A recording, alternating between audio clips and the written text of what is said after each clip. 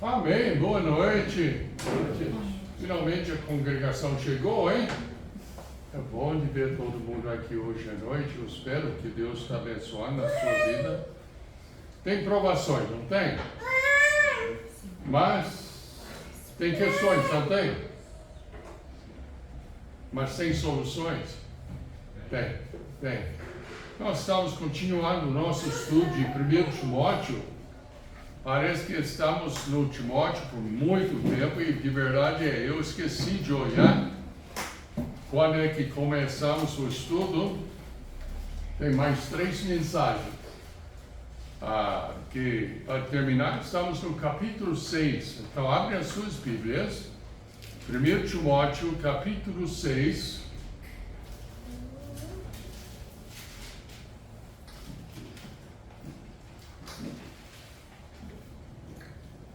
Vamos ler versos 1 e 2. Pode ficar em pé comigo, quando nós lemos a palavra de Deus. Diz assim a palavra de Deus: todos os servos que estão debaixo do jugo, estimem a seus senhores dignos de toda honra, para que o nome de Deus e a doutrina não sejam blasfemados. E os que têm senhores crentes, não os desprezem, por serem irmãos, antes os sirvam melhor, porque eles que participam do benefício são crentes e amados. Isto ensino e exorto. Então, exatamente isso que nós queremos fazer hoje à noite: ensinar e exortar. Então, vamos orar. Precioso Pai, nós te agradecemos pela palavra de Deus. Oramos que o Senhor possa orientar nosso estudo, ajudando que possamos ouvir a Tua palavra, entender a Tua palavra e obedecer a mesma.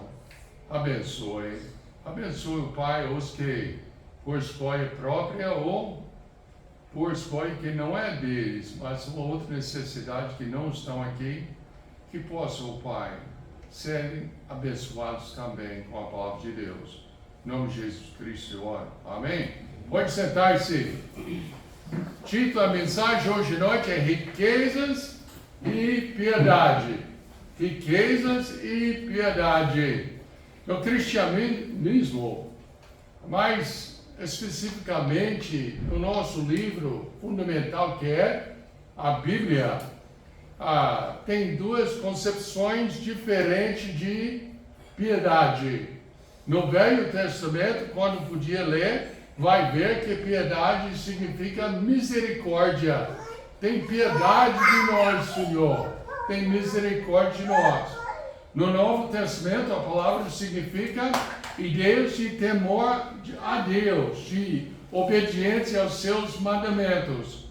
E a vida diária com Deus, andando segundo os preceitos de Deus.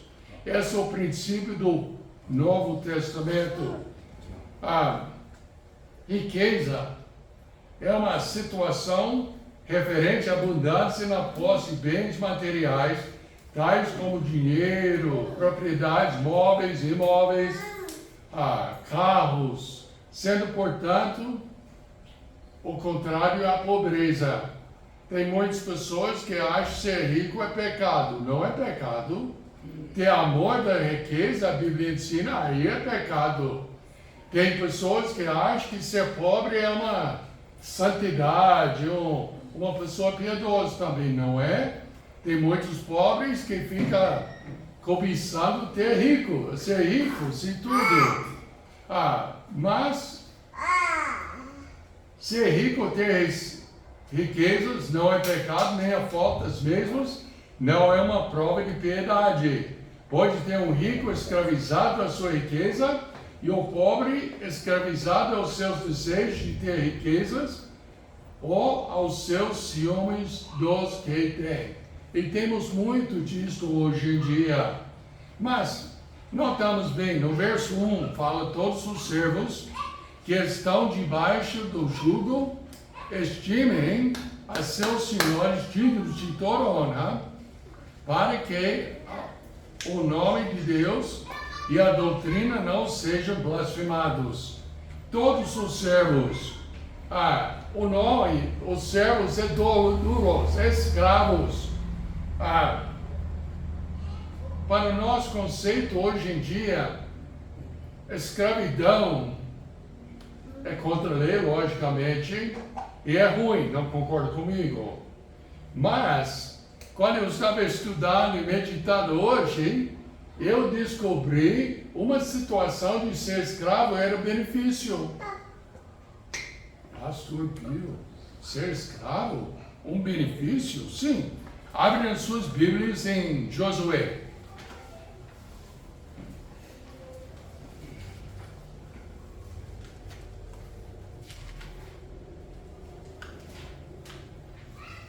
Josué, capítulo 9.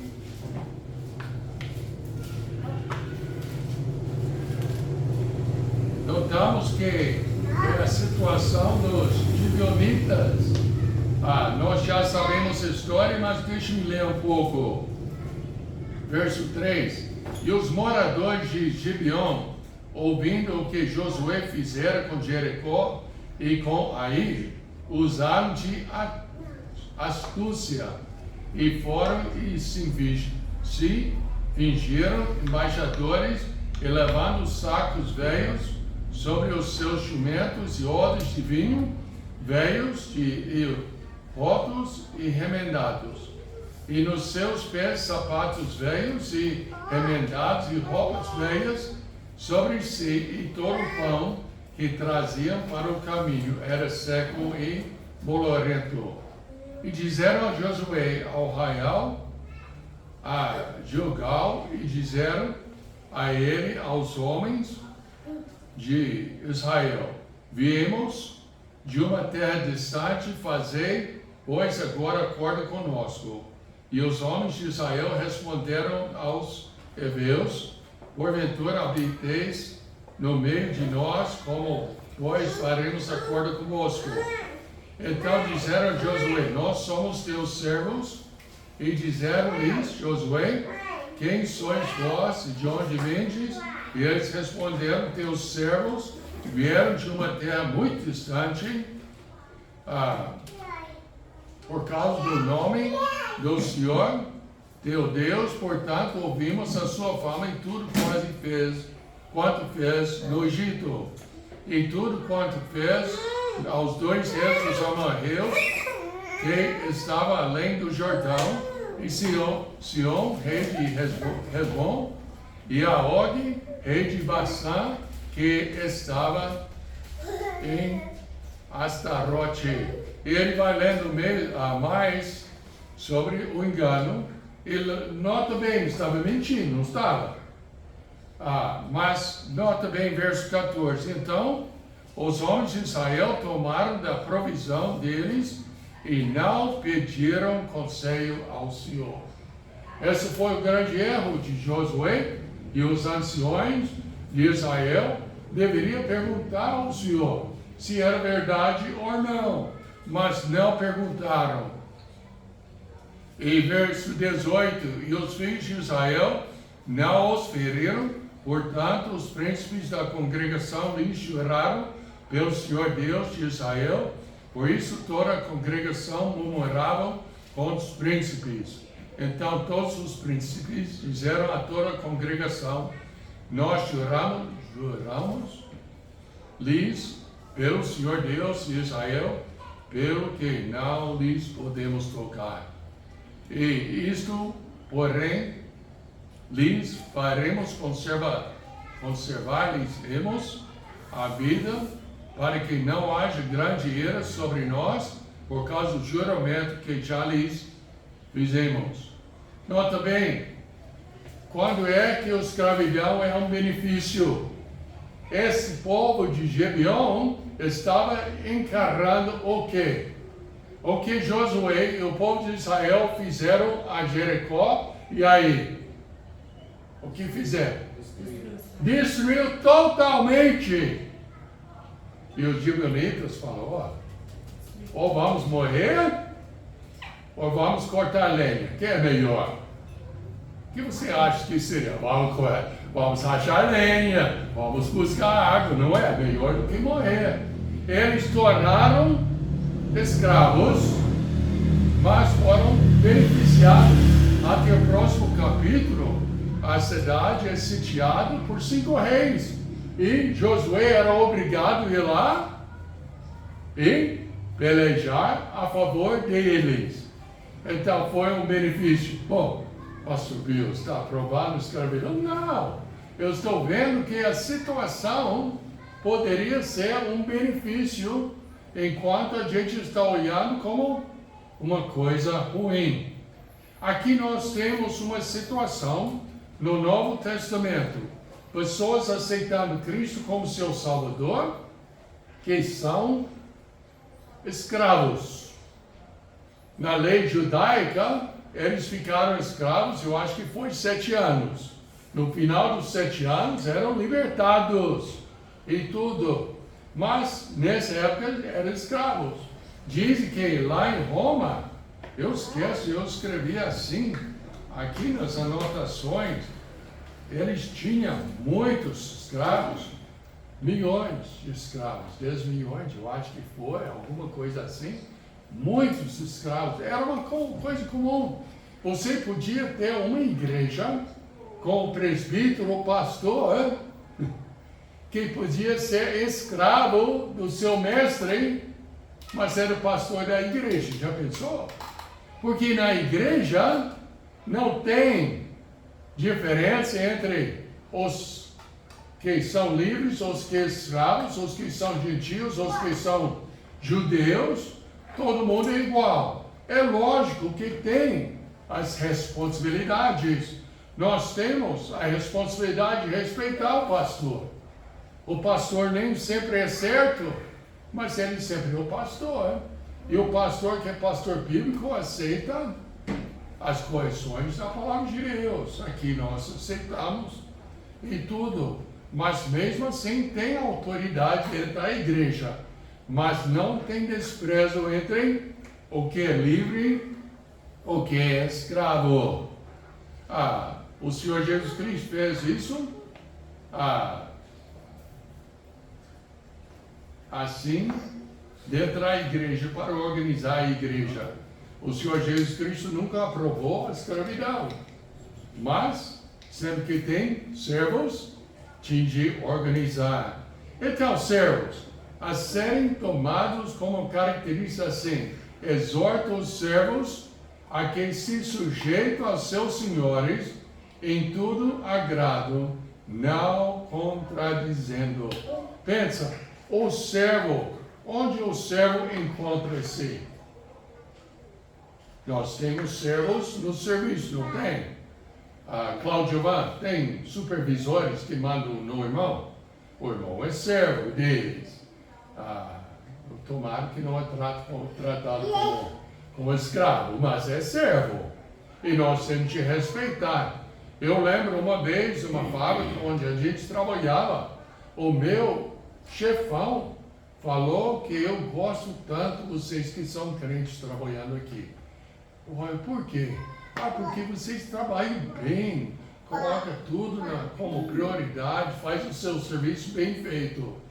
Eu falei, bem, o nome dele é Pruitt.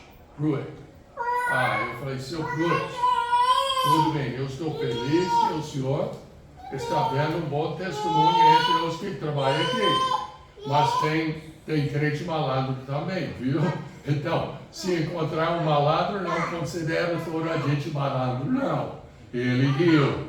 Mas, servos, nós temos que trabalhar. A exortação é natural, pois havia o perigo de os escravos cristãos sentirem-se interiormente acima dos seus mestres pagões. Não, mas eu sou melhor do que ele pagão, ele nem pensa direito e tudo. Mas a Bíblia fala, não, seja um servo.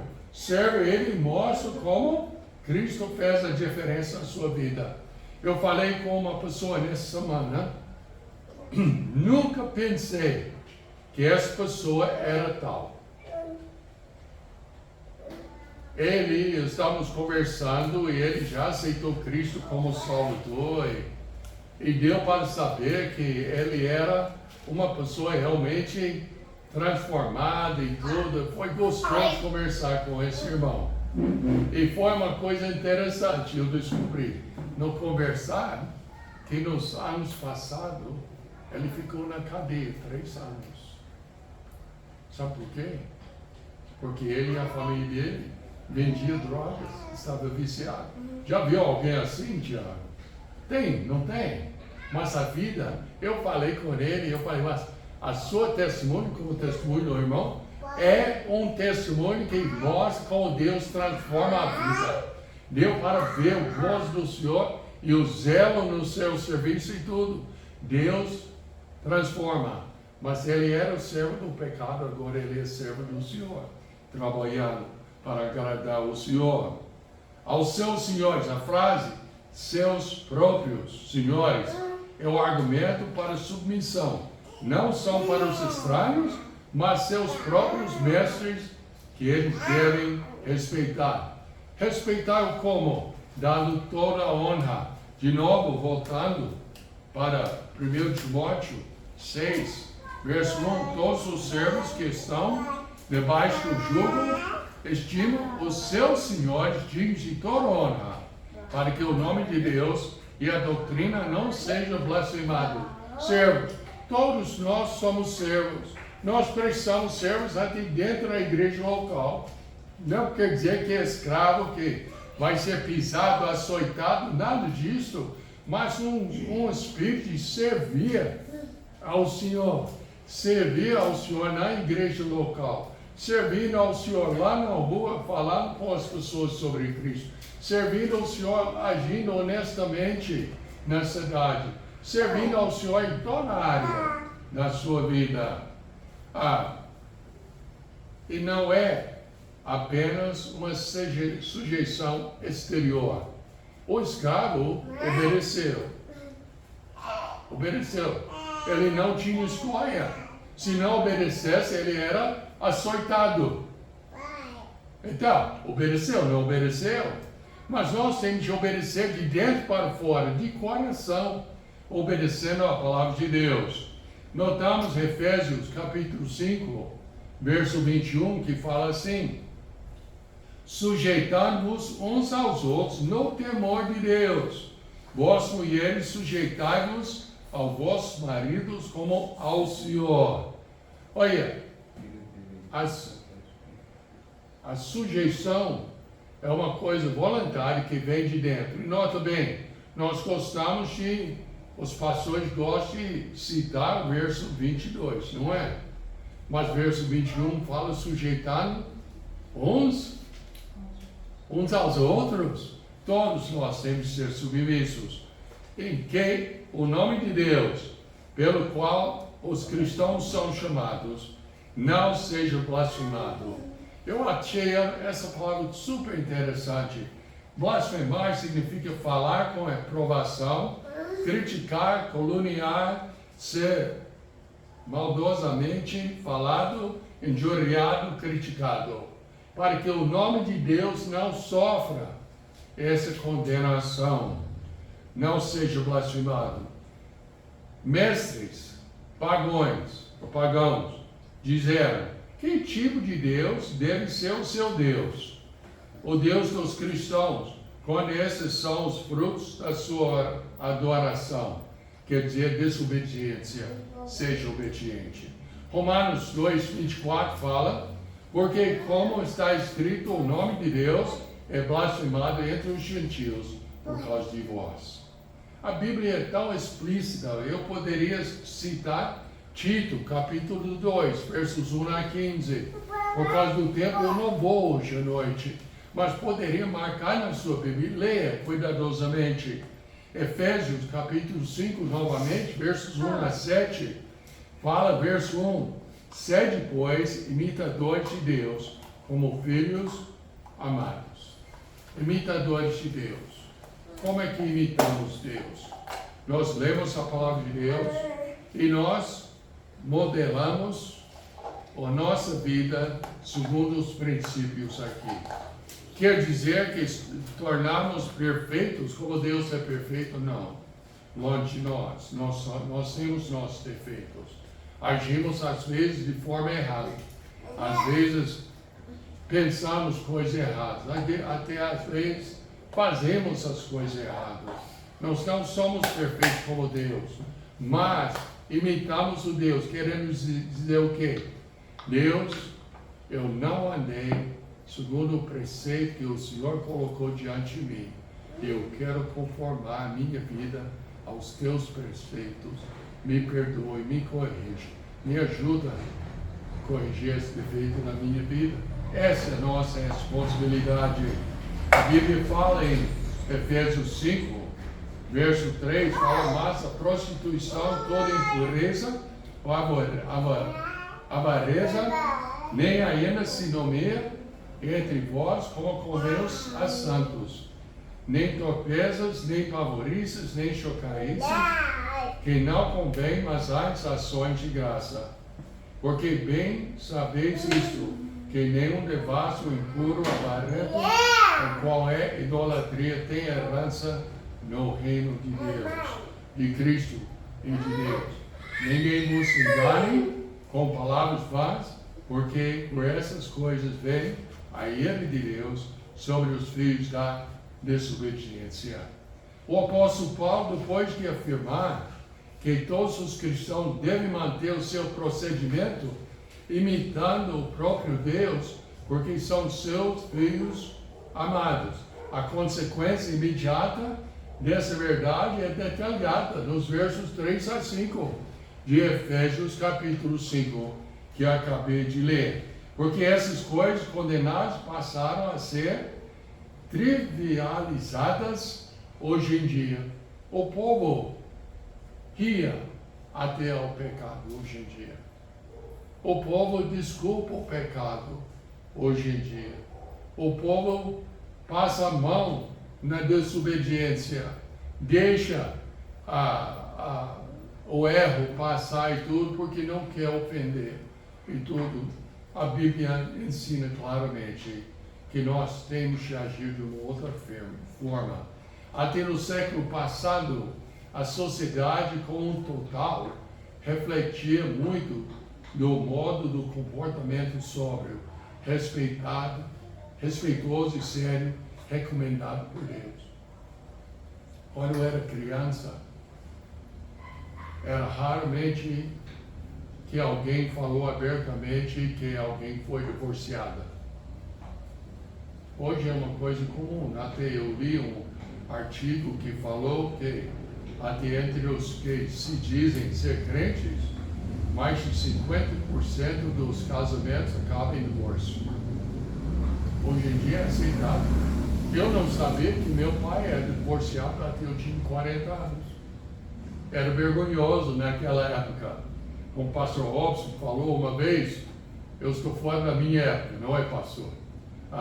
Essa época já passou. Agora o pecado é aceito publicamente. Ninguém importa com o pecado.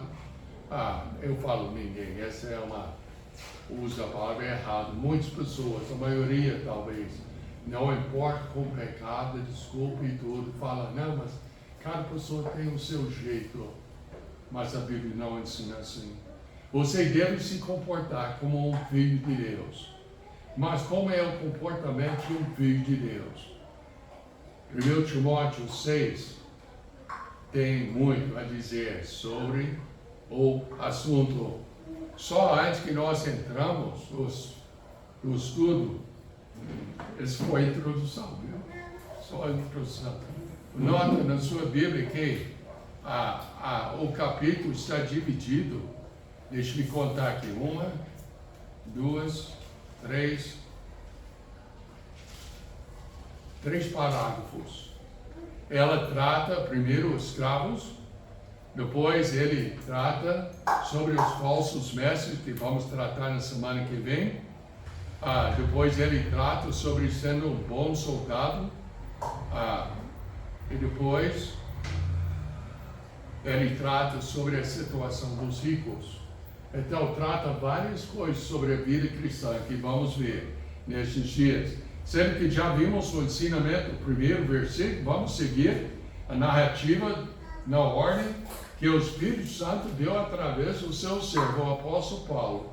Continuando no verso 2. Então, o verso 2 fala: e os que têm senhores crentes não os desprezam por serem irmãos, antes os sirvam melhor, porque eles que participam do benefício são crentes e amados.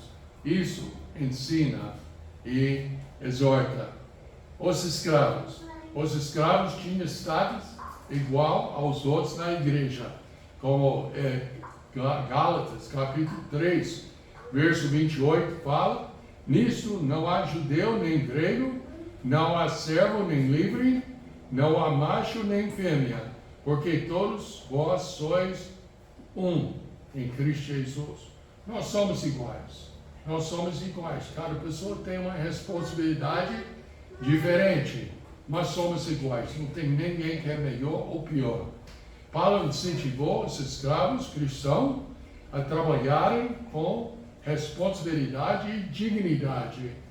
Para mim seria uma coisa vergonhosa se o meu mestre precisasse bater na gente para a gente trabalhar. Ou se alguém precisasse de chamar a atenção para a gente trabalhar mais. Seria vergonhoso. Esse é o sentido aqui. Paulo lhes assegura que, se agirem de maneira adequada para aqueles que são filhos de Deus, também trarão honra ao nome de Deus. E as que nós queremos. O 1 Coríntios 10, 31 fala o quê? Quer comais, quer bebais, ou façais outro, qualquer coisa, fazei tudo para a glória de Deus. Tudo. Todos os servos que estão debaixo do jugo, estimem os seus senhores, digam-lhe toda a honra, para que o nome de Deus e a doutrina não sejam blasfemados. Qualquer que trabalha para o mestre cristão deve trabalhar ainda melhor. Temos de entender que o cristianismo surgiu em um ambiente social onde a escravidão era comum. Eu achei. Era mais no Império Humano, mais de 60 milhões de escravos. Bastante escravos, não acho? É muito, gente. 60 milhões, gente. Quantos habitantes tem o Brasil? Vamos você. Uns 200. Não me pergunte quantos milhões tem nos Estados Unidos, não vou saber não também. Vamos dizer 200, então. Um bom número. Vamos dizer 240, fica melhor. Porque 1/4 do Brasil seria de escravos. Essa foi Roma. Então, tinha de tratar o assunto. Embora a Bíblia nunca tenha ordenado a escravidão, ela a permitiu e a regulamentou. O Senhor Jesus Cristo e Paulo, os outros do Novo Testamento, não convocaram uma revolução violenta contra a instituição da escravidão. Tem muitas pessoas que acham que a guerra civil dos Estados Unidos foi sobre escravidão, e não foi.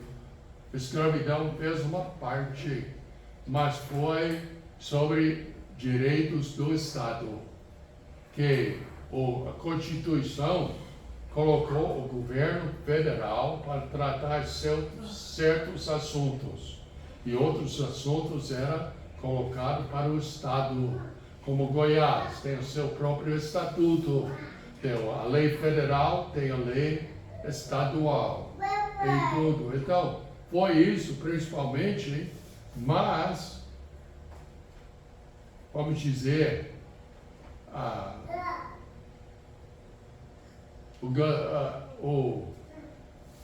o direito do Estado era a gasolina, a escravidão foi o fósforo. Acendeu aquela guerra horrível. Mas a Bíblia nunca aprova a escravidão, mas só deu regras na sua regulamentação. A própria igreja era um lugar onde a escravidão era destruída. Poderia ser que um senhor e um escravo fossem juntos à igreja, onde escravos seriam presbíteros na igreja. Era possível. Esse pensamento radical era uma ofensa a muitos, mas o princípio bíblico deve permanecer. Como estamos sobre o jugo, esses mesmos princípios se aplicam a nossas ocupações hoje em dia. Como nós temos de obedecer aos líderes, Romanos ensina que eu tenho de obedecer às leis do nosso país aqui. Eu tenho de obedecer. Eu posso desobedecer quando a lei obriga a gente a fazer uma coisa que a Bíblia condena. Então eu posso desobedecer também. Eu posso? Posso ou não? Posso! Eu também posso ir para a cadeia, porque eu desobedeci a lei. Mas rebeliar e fazer revolta e tudo, não. Mas se, vamos supor, a lei obriga a gente a aprovar a aborção, mas não, eu não vou aprovar isso. Se não aprovar, você vai preso. Tá bom, vou ter outra congregação, mas eu não vou aprovar. Se a lei me obriga a mentir, eu não vou mentir. Mas se não mentir, vai preso.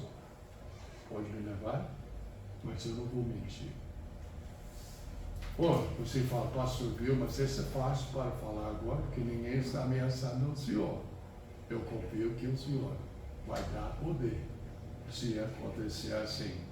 Mas quando somos maus trabalhadores e desrespeitosos com nossos supervisores, isso traz vergonha ao nome do Senhor Jesus Cristo. Pensa bem, vocês que têm negócio em casa, tem que fazer o melhor possível. Tem que ser o melhor da cidade.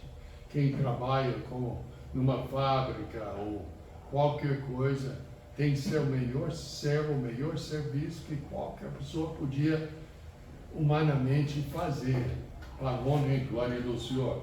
Colossenses, abre na sua Bíblia em Colossenses, capítulo 3, e vamos ler versos 22 a 24. Colossenses, terceiro capítulo, 22 a 24.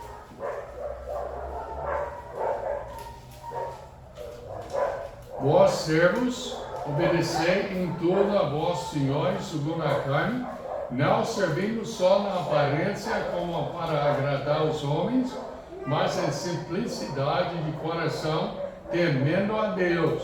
Em tudo quanto fizeres, fazei-o de todo o coração, como ao Senhor, e não aos homens, sabendo que recebereis do Senhor o galardão. Na herança, porque a Cristo, o Senhor, qual é a última palavra? Servir. Nós temos de servir o Senhor, mesmo servindo um patrão chato. Eu já servi patrões chatos. Quem já serviu no militar, já conhece multidão de patrões chatos e tudo. Mas servimos como servo fiel. Eu já dei esse testemunho, mas o nome dele é Howard Ellis. Ele já foi promovido. Eu acredito que aceitou Cristo na última parte da sua vida. Pelo menos testemunhava assim. No militar eu não gostava dele. Ele era perverso. Aquele tipo de homem que não falava, não ditava piadas. Só piadas sujas. Mas aquelas piores que poderia ter. Eu não gostei dele de jeito nenhum. Eu recebi um e-mail muitos anos atrás. E ele me perguntou da minha pessoa e tudo. Eu falei que era da mesma companhia dele, da Força Aérea e tudo. E ele falou comigo, eu sempre fiquei impressionado com o seu procedimento, porque você agia de uma forma diferente. Esse é o testemunho que Paulo está querendo. Eu lamento que eu não sempre tenho esse testemunho, mas pelo menos essa época eu tinha. As pessoas julgarão o cristianismo, quem Deus é, o nome de Deus, o que a Bíblia ensina e a sua doutrina, com base em como os crentes se comportam como trabalhadores. O povo está olhando a sua vida. E nós somos bem de julgar os outros, não é? Todo mundo aponta seu dedo para mim. Faz. Está vendo? Quantos dedos está apontado para mim? Quantos para você? 3. O que serve para mim serve 3 vezes mais para você. O que serve para você serve 3 vezes mais para mim. Esse é o servo que a causa de Cristo será julgado segundo isso. Cada cristão deve perguntar se está levando as pessoas a Jesus pela forma como trabalha, ou se estão levando as pessoas para longe de Jesus por seu mau trabalho e testemunho em seu trabalho. Uma palavra especial para escravos com senhores cristãos. A Bíblia fala, e os que têm senhores crentes não os desprezam por serem irmãos, antes os servem melhor, porque eles que participam do benefício são crentes amados. Isso ensina e exorta. Aqueles que têm senhores crentes, talvez foi fácil para um escravo dizer: meu senhor não conhece Jesus, então por que eu devo servir ele? Eu sou um filho de Deus e ele não é, ele é o filho do diabo. Eu não preciso servir. Outros poderiam falar: não, meu senhor é meu irmão, por que ele está mandando em mim desse jeito? Ué? Ele não tem esse direito, somos iguais e tal. Duas formas. Para o incrédulo é nosso testemunho, para o cristão é um prazer de beneficiar o nosso irmão em Cristo. Meu irmão não deveria esperar que eu trabalhasse agora tanto. Ele deveria ter compaixão de mim, mas não é assim. Nós temos que trabalhar mais ainda para o Senhor. Hoje à noite, leva a sério. Todos nós temos os nossos defeitos. E não podemos nos desculpar falando: mas eu sou assim, tem de me aceitar como eu sou. Não é assim. Nós fazemos os erros, nós pecamos, e nós temos de sermos prontos para corrigir o procedimento. Eu sempre estou recebendo críticas. E porque eu sempre faço coisas criticáveis. Tem uma palavra criticável? Se não tiver, eu faço, não tem problema não. Criticáveis eu faço em tudo. Mas eu garanto, chegar a mim, eu peço perdão e eu tento corrigir aquele defeito. E eu quero que todos os irmãos façam a mesma coisa.